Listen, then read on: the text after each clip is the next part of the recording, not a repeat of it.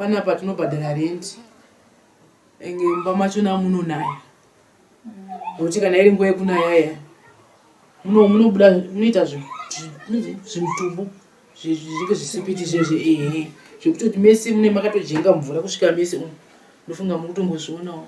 munoerera mvura mudenga ichinaya zvokuti ipapo apa ndandisipo ndandiri kumusha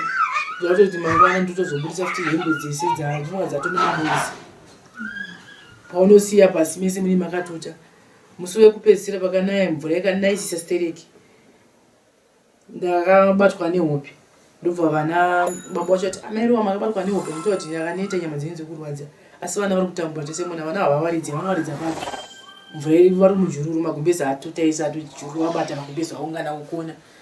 vakuchitora mabhaketi vakuchera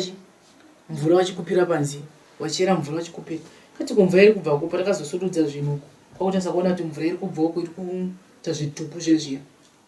imwe ichibva nepadenga kwakutoti tichipinda tese mubhedroom mumba mubhedha patakagara pamubhedha tese tatovata takatogara kudai mubhedha waya zvu wabva wadhirikira ndofunga mungoona flow yacho nati vanhu vachino vakaisa flow imwe iyayai saka kungoraramawo hedu saka kukumbiwa ruzhinji rwezimbabwe kubatsirwa nepamusikana wangu uyu akaenda kuMalawi akanotwa plastic surgery akaitwa yekutanga arikufanira kudzokera futi kuti anopeswa kugadzirwa mukati nekunze kuti akwanise kubata akadonhera mupoto yemafuta boiling cooking oil rikakwata kusvika mubhonzo saka gore rinei ratapinda iri tanga kuti January ndora akufanira kuti adzokere andi ndakanga kutangira saka kutokumbiwa ruzhinji rwezimbabwe kuti chero zvavakwanisa kubatsirawo nazvo kuti mwana wangu akwanise kubatsira mwana wachona ari mudedzewo mune vana vakura sei ini ndine mwana wacho ndiye mukuru wacho ndiye anonzi Rubatsiro. Mwana wangu wekutanga ndiye anonzi Rubatsiro. Ani